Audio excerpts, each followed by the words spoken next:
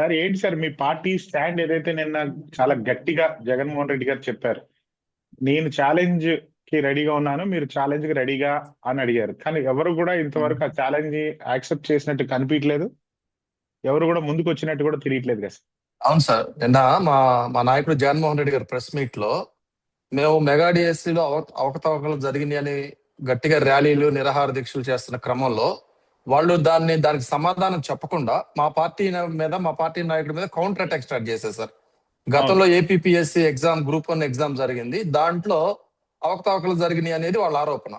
మా నాయకుడు ఎటువంటి తప్పు చేయలేదు కాబట్టి మీకు దమ్ము ధైర్యం ఉంటే మీ పరిధిలో మీ మీద ఆధారపడిన సెంట్రల్ గవర్నమెంట్ పరిధిలో ఉన్న సిబిఐ చేత ఏపీపీఎస్సీ మీద, అదేవిధంగా డిఎస్సి మీద, మెగా డిఎస్సి మీద ఎంక్వైరీ చేసి తప్పెవరిదో తేల్చి ప్రజా కోర్టులో నిలబెట్టమని మేము సవాల్ విసిరాం. నిన్న సవాల్ విసిరితే 164 మంది ఎమ్మెల్యేలు కానీ, డిప్యూటీ సీఎం కానీ, సీఎం కానీ, విద్యాశాఖ మంత్రి కానీ ఎవరు ఎటువంటి స్పందన కరువైంది. దీన్ని బట్టే అర్థమవుతుంది ఎవరు నిజాయితీగా ఉన్నారనేది, ఎవరు తప్పు చేశారనేది.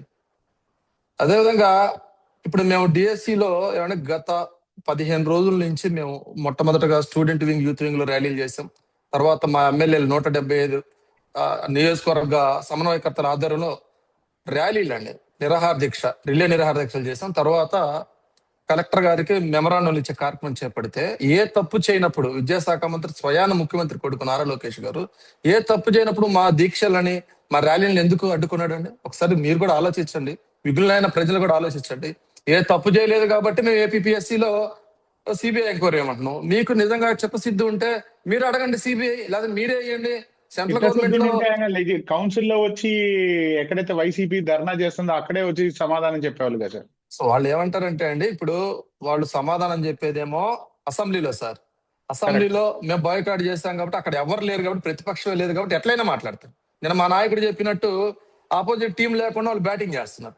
అదే మండలి మేము గత 4-5 రోజుల నుంచి మా శాసనసభ్యులు దిగ్బంధనం చేశారు సార్. మీరు సమాధానం చెప్పండి అంటే శాసన మండలి నుంచి పారిపోతారు ఎందుకు సార్? ప్రజాకోర్టులో చెప్పొచ్చు, చట్టసభల్లో చెప్పు, మీ ఇష్టం వచ్చిన దగ్గర చెప్పండి. అరే మీరు తప్పు చేశారని ప్రజలకు అర్థమైంది. దాన్ని కప్పిపుచ్చేందుకు కౌంటర్ అటాక్ చేస్తా ఉంది సార్. మీరు ఏ తప్పు చేయకపోతే మీరు ఇచ్చిన మెగా డిసిలో మెరిట్ లిస్ట్ లో ఉన్న అతను ఫస్ట్ టైంలో ఉన్న మెరిట్ లిస్ట్ అతను నరేష్ రెండో దాంట్లో ఎందుకు లేడండి? చెప్పండి. ఎవరైతే పేపర్ ప్రిపేర్ చేశారో, ఎవరు ప్రిపేర్ చేస్తారు సార్? జనరల్ గా ప్రభుత్వ వర్గాలు కదా ప్రిపేర్ చేసేది పేపర్ కానీ, పేపర్ ప్రిపరేషన్ కానీ, అప్డేట్ కానీ, నిర్వహణ కానీ ఎవరు చేయాలి సార్? ప్రభుత్వ వర్గాలు చేయాలి. అవుట్ సోర్సింగ్ గత చరిత్రలో, గత ఆంధ్రప్రదేశ్, ఉమ్మడి ఆంధ్రప్రదేశ్, ఇప్పుడు ఆంధ్రప్రదేశ్ చరిత్ర ఎన్నడూ లేని విధంగా అవుట్ సోర్సింగ్ విద్య, అవుట్ సోర్సింగ్ ఎవరైతే ఎంప్లాయీస్ ఉన్నారో వారి చేత ప్రశ్నాపత్రాలు తయారు చేయడం, అప్లోడ్ అంటే పేపర్ సిస్టమ్స్ లో అప్లోడ్ చేయడం కూడా వారి ద్వారా చేయించారు. అదేవిధంగా ఎప్పుడు చేయని తప్పు, ఇంతకుముందు జనరల్ గా పేపర్ ప్రిపరేషన్ ఒక అధికారి చేస్తే పేపర్ నిర్వహణ వేరే అధికారి చేసేవాడండి. కానీ ఈ ప్రభుత్వంలో మొట్టమొదటిగా నారా లోకేష్ గారి ఆధ్వర్యంలో 2 నిర్వహణ, ప్రిపరేషన్, నిర్వహణ ఒకరికి అధికారి ఇచ్చారంటే ఏంటని మీ ఉద్దేశం? ఎటువంటి దురుద్దేశం ఉంది అంటే దీని పేపర్ లీకేజీకి ఇది ఒక ఆస్కారం కాదా? అవుట్ సోర్సింగ్ విద్యార్థుల పేపర్ ప్రిపేర్ చేస్తే ఇంకా ప్రభుత్వ వర్గాలు దేనికండి? అవుట్ సోర్సింగ్ మన కాంట్రాక్ట్ బేసిస్ 15,000 20,000 ఇచ్చి మనం ఎక్కడన్నా షార్టేజ్ ఉన్న దగ్గర పెట్టుకుంటాం. వాళ్లే ఎగ్జామ్ ప్రిపేర్ చేసి వాళ్లే పేపర్ రాసి దొంగ చేతికే తాళాలు ఇచ్చినట్టుందండి. వాళ్ళకే ఇచ్చారు, వాళ్ళే రాస్తారు, వాళ్ళే ఫస్ట్ వచ్చారు. నిరుద్యోగులు ఏమనండి? సంవత్సరాల తరబడి ఉద్యోగాలకు ప్రయత్నం చేసే నిరుద్యోగులు ఏమనండి? గతంలో మేము 130,000 నుంచి 140,000 మధ్య ఉద్యోగాలు నోటిఫికేషన్ ఇస్తే ఒక ఆరోపణ లేదు సార్. వీళ్ళు 16,000 ఇస్తే 16,000 ఎన్ని ఆరోపణలు అండి? స్పోర్ట్స్ కోటాలో 2% ఉన్నదాన్ని 3% చేయాల్సిన అవసరం ఏముంది సార్? దానికి అప్పుపించిన జియో నెంబర్ 447 447 ఎందుకు ఇచ్చారండి? స్పోర్ట్స్ కోటాలో ఎప్పుడు లేదండి గత చరిత్రలో. ఎగ్జామ్ రాయకుండా డైరెక్ట్ రిక్రూట్మెంట్ చేయమని ఇచ్చారు. సరే ఇచ్చారు, అదన్నా కరెక్ట్ అన్నా అంటే వెంటనే జియో నెంబర్ 56 ఇచ్చారు సార్. ఎవరైతే వీళ్ళందరూ లోపలికి వెళ్ళారో స్పోర్ట్స్ కోటా వితౌట్ ఎగ్జామ్, మళ్ళీ 56 ఇచ్చి ఈసారి ఎగ్జామ్ రాసి రావాలంటే ఏంటండి? మీ ఓళ్ళు లోపల పోయిన దాకా జియోలు ఇస్తారు ఎగ్జామ్ లేదని. మీ అమ్మిడి తిరిగిన వాళ్ళందరికీ ఉద్యోగాలు ఇచ్చాక అప్పుడు లేదు నెక్స్ట్ రాసే వాళ్ళ వరకు ఎగ్జామ్ రాయాలి. ఈ స్టేట్మెంట్స్ ఎవరు ఇస్తున్నారండి? ఎవరైతే ఈ పార్టిసిపేటెంట్ సర్టిఫికేట్ ఎవరు ఇస్తున్నారు? కోన రవికుమార్. ఎవరండి కోన రవికుమార్? Judo chairman. ఎక్కడి నుంచి? ఆముదాల వలస టీడీపీ ఎమ్మెల్యే. అదే విధంగా సాఫ్ట్ బాల్ చైర్మన్ అండి, గౌరవ అధ్యక్షుడు. ఇతను ఎవరో తెలుసని మీరు ఆశ్చర్యపోతారు. స్వయాన నారా లోకేష్ గారి తోడలుడు. భరత్ గారు ఆయన ఆధ్వర్యంలో 38 మందికి పార్టిసిపేషన్ సర్టిఫికేట్లు ఇచ్చారు సార్.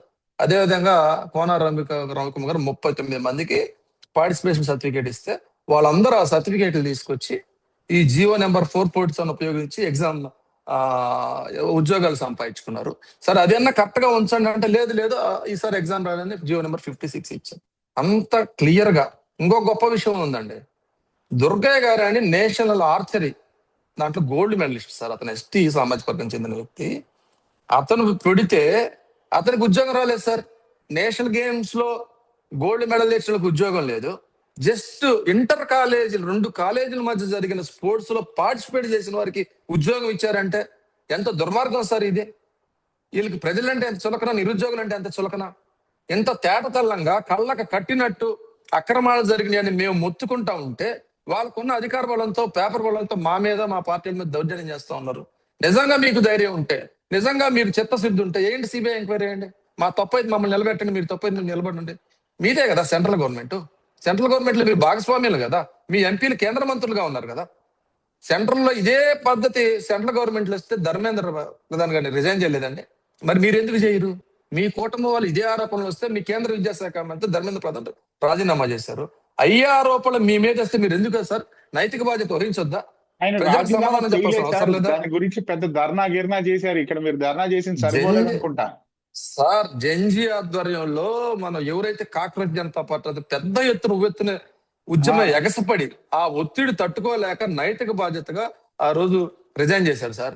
ఇక్కడ దున్నపోతు మీద వాన పడ్డట్టు మా ఓళ్ళు కొన్ని లక్షలాది గొంతుకులు వెర్రెత్తి రోజుల తరబడి ధర్నాలు చేస్తారు. మా మీద పోలీసులు వారి ఆధ్వర్యంలో దాడులు, దౌర్జన్యాలు, అక్రమ కేసులు పెట్టి జైలు పాలు చేస్తా ఉన్నారు సార్.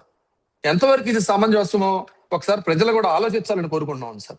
మేము పెద్ద ఎత్తున 175 నియోజకవర్గాల్లో నిరుద్యోగుల ఆధ్వర్యంలో, డిఎస్సిలో అన్యాయానికి గురైన అభ్యర్థుల ఆధ్వర్యంలో, మా పార్టీ శ్రేణులతో ప్రజా సంఘాలు, ఉద్యమ సంఘాలు, విద్యార్థి సంఘాల ఆధ్వర్యంలో చేస్తే మమ్మల్ని ఈడ్చుకొని పోతా ఉన్నారు సార్ రోడ్ల మీద. మా గురిజాల నియోజకవర్గంలో బారికేడ్లు అడ్డం పెట్టి విపరీతమైన దౌర్జన్యం చేశారు పోలీసు వారు. దేనికంటే మేము మా వ్యక్తిగత స్వార్థం కోసం మేము ధర్నాలు చేసేది. మీ తప్పులను ప్రజల ముందు నిలబెడతా ఉన్నాం. మీరు దోషులుగా ప్రజలు అంగీకరిస్తారన్న భయంతో. అందులో స్వయాన ముఖ్యమంత్రి కొడుకు నారా లోకేష్ గారు ఏమనంటే మేము చర్చకు రమ్మంటే మీరు ఎందుకు సార్ భయపడతారు? మీరు మొట్టమొదటి గెలిచిన ఎమ్మెల్యే నారా లోకేష్ గారు, మీరు మొట్టమొదటి మంత్రిగా పనిచేస్తారు. మా సైడ్ నాకు చాలా మంది పేర్ని నాని గారు కానీ, అంబటి రాంబాబు గారు కానీ, లేదా అనిల్ కుమార్ యాదవ్ కానీ మీ ఇష్టం వచ్చిన మంత్రిని మేము పంపిస్తాం చర్చకు రమ్మనంటే కాదు. జగన్మోహన్ రెడ్డి గారు జగన్మోహన్ రెడ్డి గారు వస్తారండి, మీ నాన్నగారు చంద్రబాబు నాయుడు గారు రమ్మనండి, సమాధానం చెప్పమనండి. మేము అన్ని జీవోలతో సహా కాపీలతో సహా ప్రజల ముందు నిన్న మా నాయకుడు జగన్మోహన్ రెడ్డి గారు పెట్టారు కదా. మీరు ఈరోజు ప్రెస్ మీట్ పెట్టి ఖండించండి.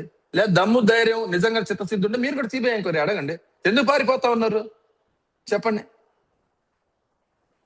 ఒకసారి ప్రజలు అదేవిధంగా ఈ మన ఛానల్ వ్యూవర్స్ కూడా ఒకసారి దీన్ని ఆలోచించి తెల్లంగా తప్పు జరిగిందని ఒప్పుకున్నారు, తప్పు జరిగిందని నమ్మారు. కాబట్టి దీన్ని స్థానిక సంస్థలో వాళ్ళు తప్పు చేశారు నమ్మకానికి వ్యతిరేక ఓటు వేస్తే ప్రజాస్వామ్యంలో కూడా వాళ్ళు బుద్ధి చెప్పినట్టు అవుద్దని నేను ప్రజలను కోరుతా ఉన్నాను. ఇక ఇది కంటిన్యూషన్ ఎంతవరకు ఎలక్షన్స్ జరిగే అవకాశం ఉన్నాయి సార్? లోకల్ బాడీస్ ఎలక్షన్ జరగాలని చంద్రబాబు నాయుడు గారు ఎంత తొందరగా పెట్టి అంత తొందరగా క్లోజ్ చేయాలని ఒక రకమైన దుర్మార్గమైన ఆలోచన చేస్తున్నారు. ప్రతిపక్షాలకు కూడా సరైన టైం ఇవ్వకూడదు. అధికార దుర్వినియోగం చేసేని ఎట్లయినా గెలవాలనే ఉద్దేశంతో ఎలక్షన్ కమిషన్ మీద ఒత్తిడి పెట్టే కార్యక్రమం చేస్తా ఉన్నారు. ఓ తొందరగా ఎలక్షన్ పెట్టి పొత్తులు పెట్టుకొని తొందరగా క్లోజ్ చేయాలనే ఉద్దేశంతో ఉన్నారండి. మేము కూడా దానికి ఎప్పుడు ఇక్కడ నాకు చిన్న సందేహం సార్. నిన్న మీకు ఆల్రెడీ తెలిసే ఉంటది, అనిల్ కుమార్ యాదవ్ గారు మొన్న గబుక్కున ప్రెస్ మీట్ పెట్టి మరీ చెప్పారు, దయచేసి నన్ను ఇన్వాల్వ్ చేయవద్దు చంద్రబాబు నాయుడు గారు, నా వల్ల ఆగిపోయిన ఎలక్షన్స్ ఆగిపోతాయి అని చెప్పి కేసు నేను వేయట్లేదు, నాకు ఎట్లాంటి సంబంధం లేదని చెప్పారు కదా. చంద్రబాబు నాయుడు గారు బీసీ రిజర్వేషన్ తీసుకొచ్చారండి. బీసీ రిజర్వేషన్ తీసుకొచ్చి దబక్కన వాళ్ళే వేస్తారండి. దీని మీద రిట్లు పిటిషన్లు కూడా వాళ్ళ సానుభూతి పరుల చేత వేపించి దాని నింద మా వైఎస్ఆర్సీపీ నాయకుల మీద వేస్తారు. మేము బీసీలకి రిజర్వేషన్లు 33% చట్టసభల్లో ఇవ్వాలని మేము అనుకుంటే ఈ వైసీపీ వాళ్ళు అడ్డం పడ్డారు, లేకపోతే నేను ఎంత అయినా ఇచ్చేది. సుప్రీంకోర్టు గైడ్ లైన్స్ ప్రకారం 50% లోబడే కదండి ఏదైనా ఉండాల్సిన పరిస్థితి. దాన్ని అర్థం చేసుకోకుండా అవసరానికి కొద్ది వాడుకొని మళ్ళీ పొరపాటున మేము అన్నాం కాబట్టి ఆపారు అంటారన్న ఉద్దేశంతోనే మా అనిల్ కుమార్ యాదవ్ గారు చెప్పారు. అంతేగాని మేము ఎలక్షన్స్ ఎప్పుడు జరిగినా మా శ్రేణులన్నీ సమాయత్తంగా నేను మా నాయకుడు ఒకటే చెప్పాడు, ఎటువంటి పరిస్థితుల్లో అయినా మనం నామినేషన్ వేసి ప్రజాక్షేత్రంలో గెలవాలని నేను మాకు దశ నిర్దేశం చేశారు. మేము దానికి సమాయత్తమై ఉన్నాం. సరే, ఇక చాలా కీలకమైన క్వశ్చన్ అనుకోవచ్చు, లేదంటే మీకు బాగా దగ్గరగా ఇప్పుడు మీరు యాజ్ ఒక అసెంబ్లీ అబ్జర్వర్ గా మీరు జనసేన టీడీపీ కలిసి పోటీ చేస్తాయని ఎంతవరకు నమ్ముతున్నారు, లేదా ఆ నాయకులు ఇద్దరు కలిసి ఉన్నారని చెప్పి ఎంతవరకు దాన్ని ఏకీవిస్తారు? సార్ ఎక్కడైనా ఇద్దరు వ్యక్తులు కానీ కూటమి కానీ ప్రేమతో ఉంటాయి సార్. కానీ ఈ కూటమి, ఈ ఎన్డీఏ కూటమి మా నాయకుడి మీద భయం మీద ఉన్నాయి. పొరపాటున వాళ్ళు విడిపోతే ఎక్కడ జగన్మోహన్ రెడ్డి గారు అధికారంలోకి వస్తారో, ఎక్కడ గెలుస్తారో అన్న భయంతో కలిసి ఉంటా ఉన్నారు సార్. ఈ భయంతో వాళ్ళు కలిసే పోటీ చేస్తారు. వాళ్ళలో చాలా మందికి ఇబ్బందులు ఉన్నాయి. ఎందుకంటే లోకేష్ గారు ఏమన్నా గత అసెంబ్లీలో ఇచ్చినట్టు ఫార్ములా 80% టీడీపీ, 15% జనసేన, 5% బీజేపీ చేస్తా ఉన్నారు. నిన్న జనసేన అధినేత పవన్ కళ్యాణ్ గారు అవన్నీ అసెంబ్లీ వరకే, మాకు లోకల్ బాడీస్ లో మేము ఇంకా ఎక్కువ కోటా మాకు రావాలి, మేము బలంగా ఉన్నామని వాళ్ళు కొట్లాడుకున్నారు సార్. చాలా ఆశ్చర్యకరమైన విషయం సార్. మీరు కూడా పెద్దలు, మీకు కూడా అనుభవం ఉంటుంది. ఏ డిప్యూటీ సీఎం అయినా వరుసగా 3-4 కేబినెట్ సమావేశాలు గైర్హాజరు అవుతారా సార్? ప్రతిసారి వాళ్ళు చెప్పే రీజన్ ఏంది సార్? అస్వస్థత, ఆరోగ్యం బాగలేదు. ఇదే కదా సార్. మీలో లొకలొకలు ఉండి మీరు అలిగి రాకుండా దానికి అనారోగ్యం కారణం చూపిస్తా ఉన్నారే. మీరు అనారోగ్యం ఉంటే సినిమాలు ఎట్లా చేశారు సార్? ప్రైవేట్ ఫంక్షన్లకు ఎట్ట వెళ్తా ఉన్నారు? ఢిల్లీలు గిల్లీలు ఎట్ట తిరుగుతా ఉన్నారు? మీకు చంద్రబాబు నాయుడు వల్ల అసౌకర్యంగా ఉంది. మీకు రావాల్సిన కోటా రావటం లేదు. మీకు రావాల్సిన ఇతర అవకాశాలు మీకు దక్కట్లేదని మీరు అలిగి కేబినెట్ సమావేశానికి బాయ్కాట్ చేస్తా, మళ్ళీ ఎలక్షన్కి వచ్చేసరికి భయం సార్. ఎక్కడ మేము విడిపోతే జగన్మోహన్ రెడ్డి గారు అధికారంలోకి వస్తాం, మాటలు సాగమని చెప్పి ఎలక్షన్ వరకు మాకు కొన్ని సీట్లను బతిలాడి తెచ్చుకునే పరిస్థితి ఉందండి. గ్యారెంటీగా మేమైతే కూటమిని ఎదుర్కోవడానికి సిద్ధంగా ఉన్నాం సార్. వాళ్ళ ముగ్గురు కలిసి వస్తారని మేము రెడీగా ఉన్నాం. మేము ఒక్కరు వచ్చిన పోయినసారి అదే ఎన్నుకున్నాం. ఈసారి కూడా మా నాయకుడు సింగిల్ గానే రాబోతా ఉంటాం. సింగిల్ గా రావడానికి కూడా మేము సమాప్తమై ఉన్నాం. ఇక్కడ ఒక చిన్న క్వశ్చన్ సార్, ఇప్పుడు బీజేపీ ఎంతవరకు వీళ్ళకి సహకరిస్తుంది అనేది ఒక ప్రశ్న సార్. సెంట్రల్ లో బీజేపీ పరిస్థితి కొంచెం ఇబ్బందికరంగా ఉంది. ఈ కాక్రోచ్ జనతా పార్టీ దెబ్బకి వాళ్ళు ధర్మేంద్ర ప్రధాన్ ని రిజైన్ చేయటం, అదేవిధంగా మహిళా రిజర్వేషన్ బిల్లుని ఏదైతే చట్టంగా మార్చే ఉద్దేశం డీలిమిటేషన్ బిల్లులో వెనకడుగు వేయాల్సిన పరిస్థితి ఉంది. దానికి తోడు అప్పుడున్న పరిస్థితుల్లో ఇప్పుడు వారు ఈ లోకల్ గా ఆంధ్రప్రదేశ్ లాంటి రాష్ట్రంలో వచ్చి ఈ టీడీపీతో గొడవ పెట్టుకునే సెన్స్ లో వాళ్ళు లేరు సార్. ఇచ్చిన వరకు సర్దుకొని పోదామన్న ప్రయత్నంలోనే బీజేపీ ఉంది. ఒక జనసేననే మాకు బలం ఎక్కువ ఉంది కాబట్టి మాకు ఎక్కువ సీట్లు ఇవ్వాలని నిన్న ఒక 11 మందితో కమిటీ చేశారు సార్. ఎక్కడెక్కడ బలంగా ఉన్నాము, ఏ ఏరియాలో మనం అడగాలి, ఎక్కడెక్కడ పోటీ చేయాలని నిన్న జరిగిన సమావేశంలో వాళ్ళు తీర్మానం చేసుకున్నారు.